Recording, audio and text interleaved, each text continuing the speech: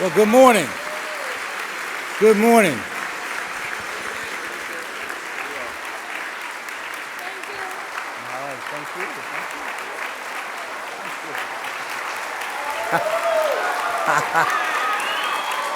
Well, good morning.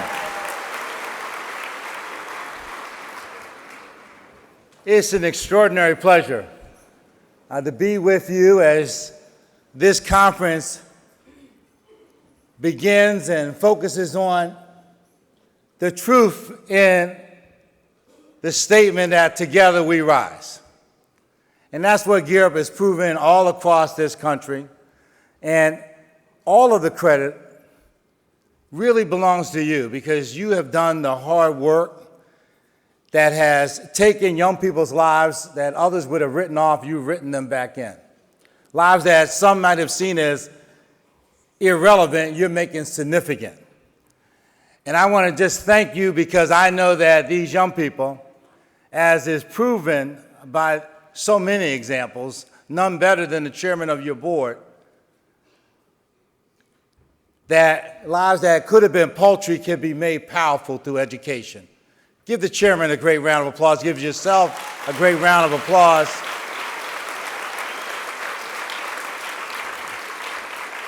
The chairman's father was a coal miner. Signed his signature with an X. And when he says he's a first-generation high school student, some might have missed that. But educational achievement is a tool of empowerment that's historically verifiable all across the world. And Gear Up is making it so in the lives of so many people. I want to thank the board, the staff, our new president, the great leader of INSEP. Give him a round of applause. You're going to be hearing from Randy in a little bit.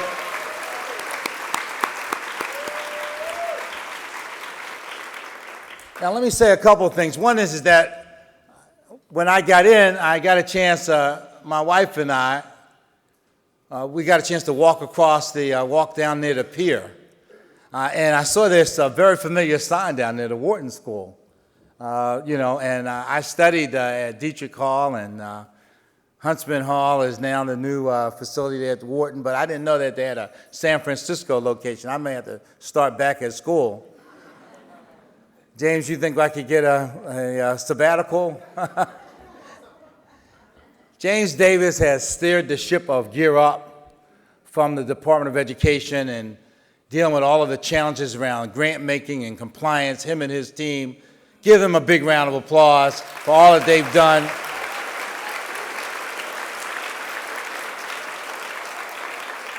When I saw this Wharton sign, I thought about a couple of people from Philadelphia who've made such an impact on the lives that we live. Richard Wright and his daughter, Ruth Wright. And I'm going to talk a little bit about one of them now. But Richard Wright was born in the 1800s, but he was the first African-American. He got his PhD from Penn. He launched a bank at 67 after studying at the Wharton School. It's called the Southern Bank.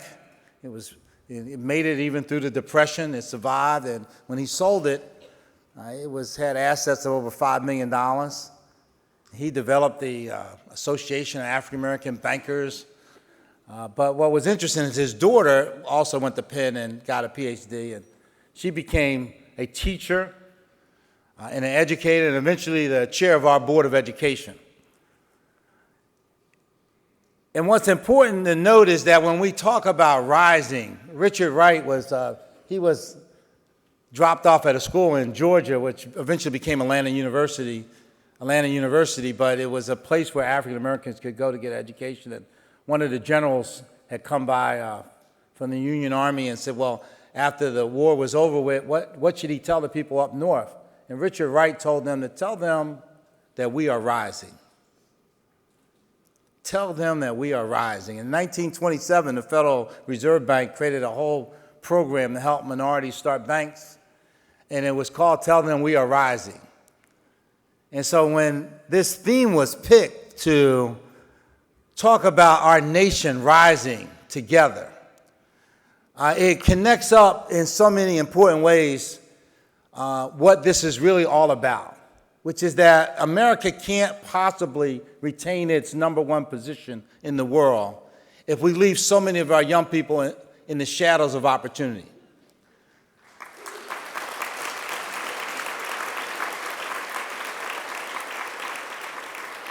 This morning, I talked with the administrator of NASA about the success of the New Horizons mission.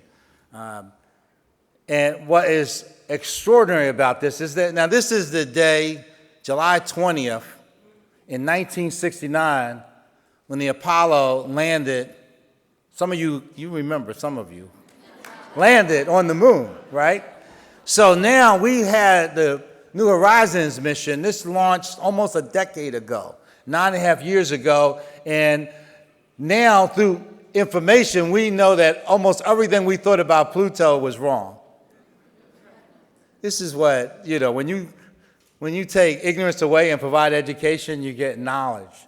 And it's fascinating. Well, as a country, if we're going to compete with billion-plus populated nations like China and India, in a nation of a little over 300 million, we can't afford to leave a third of our children on the sidelines.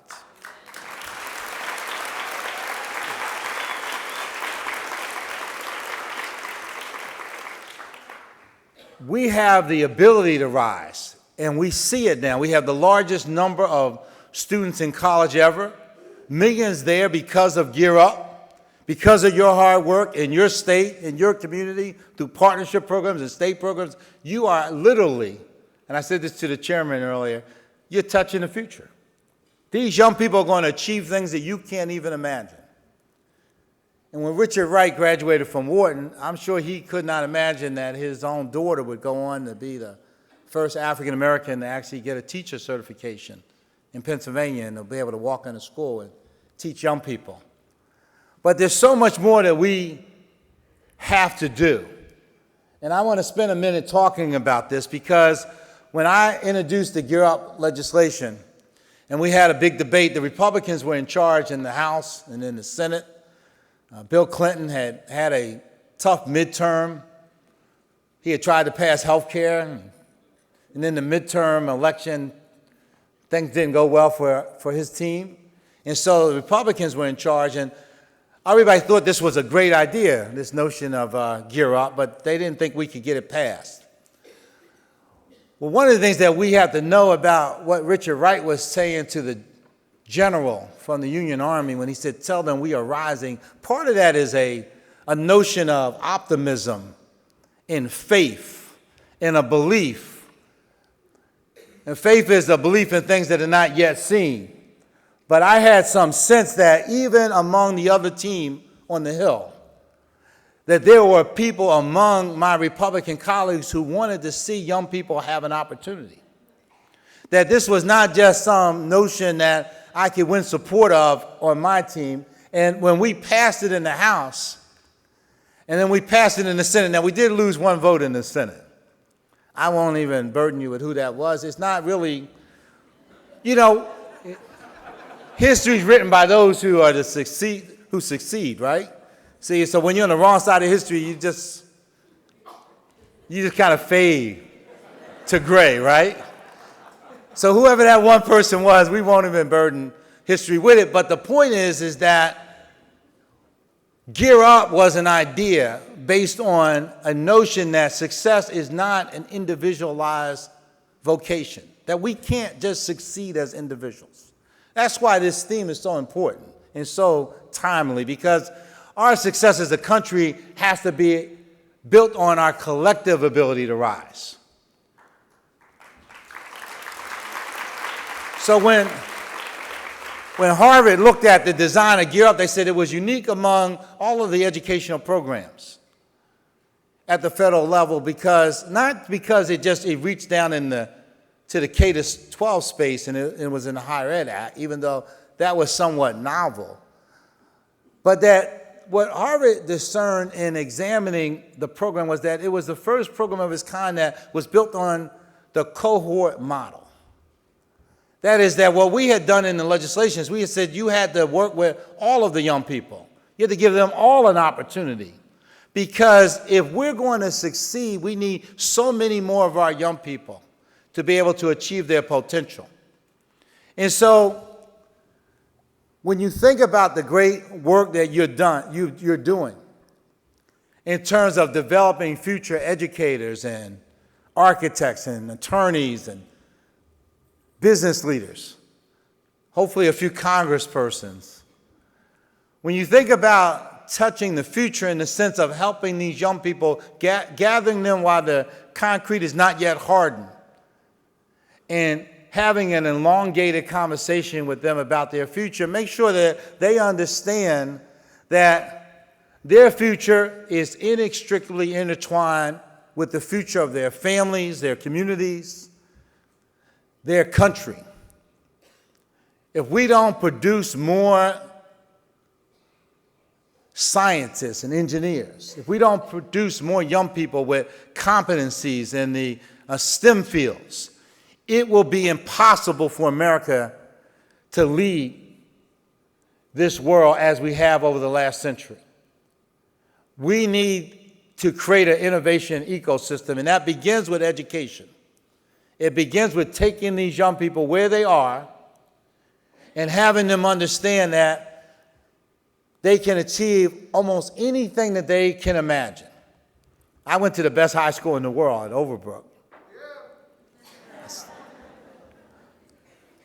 And we saw greatness among us, Wilt Chamberlain, and we got a stamp. But when Guy in Beaufort commanded the space shuttle, for those of us who went to this high school on the Hill, this was the most gigantic deal in the world. Because what it suggested is that there was an unlimited ability to achieve. And so now, when I got to the Congress, I said then when I was being sworn in, we had a little prayer breakfast, I said that I was not concerned that the majority has shifted in the Congress, that I was convinced that we could still get things done. And Gear Up is just one example, but it's a powerful example that an idea whose time has come can overcome almost any challenge. And so today we have another shift in the Congress. The Republicans are in charge again. But Tom Cole, who I serve with on the Appropriations Committee, we serve on the Appropriations Committee on Labor, Health, and Education. He's a Republican, but he is the biggest supporter of Gear Up. And we work together, and now I just want to tell you that for the first time in the House, Gear Up got an appropriations ahead of, greater than even the requests from the administration.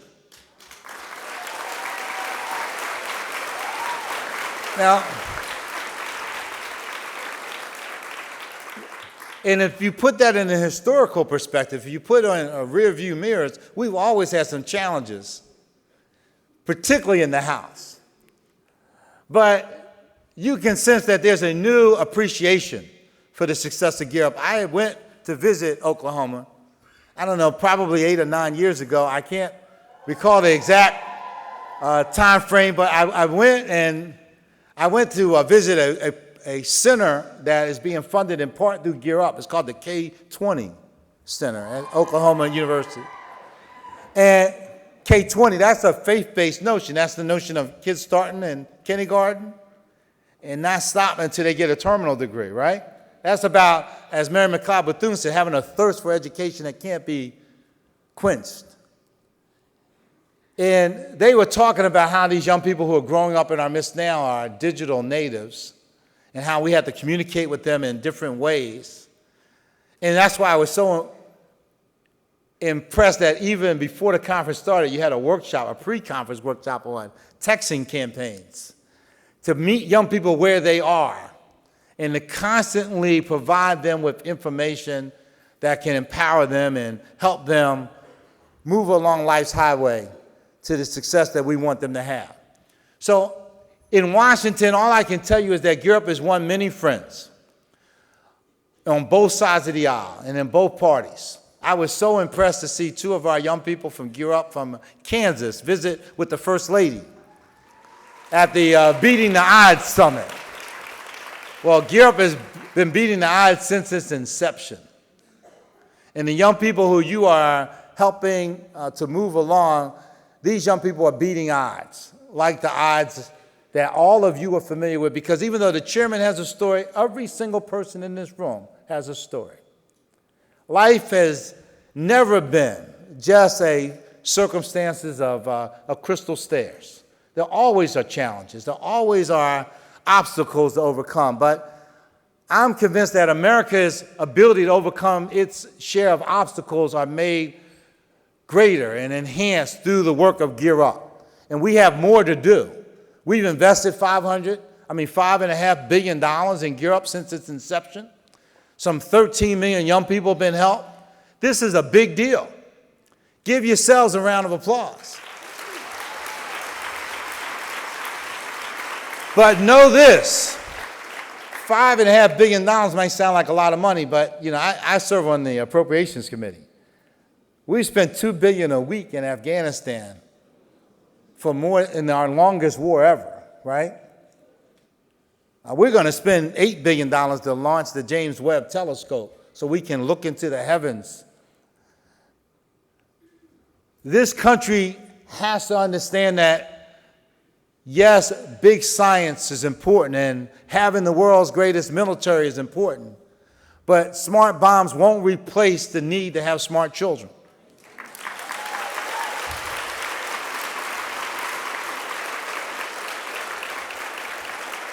We need to raise our aspirations to meet the challenge. Gear Up is great, but we need Gear Up everywhere where kids need to have this kind of opportunity. We need to grow Gear Up, not be content, not settle for being the largest early college and scholarship program in the country. We need to be everywhere where we need to be.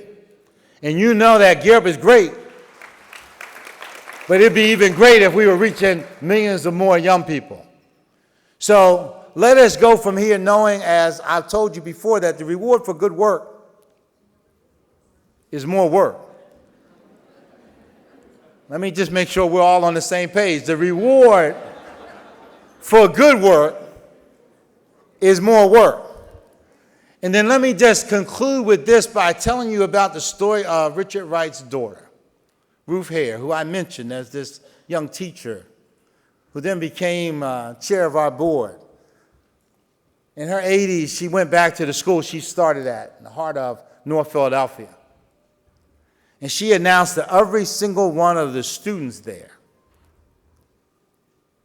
And we had some great programs that have helped young people go on to college in Philadelphia. We had, Philadelphia Futures, and we got a lot of great efforts in Philadelphia through a lot of great families and foundations that have done a lot. But when Ruth Hare walked back into this school in North Philadelphia in her 80s, it said that this young woman who started there as a teacher decades earlier had come back as an 80-year-old woman, and that she had put together millions of dollars of her own savings over the years, and that she was going to pay for the college education of every one of these 106 students. And she said, we set up a program, and we're gonna embed it over at Temple University, and it's called Tell Them We Are Rising. And all of you are going to get a chance to go to college. It says something about her father's statement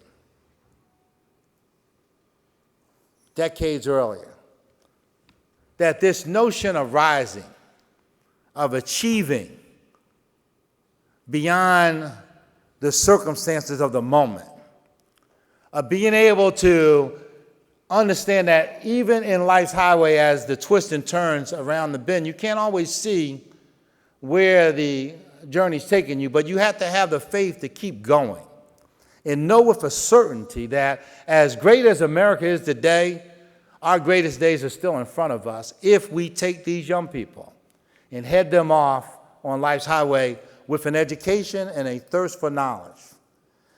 And let us know that we will rise together, and Gear Up will be the engine of that rising. Just like if you're baking a cake, that baking powder creates that little chemistry interaction.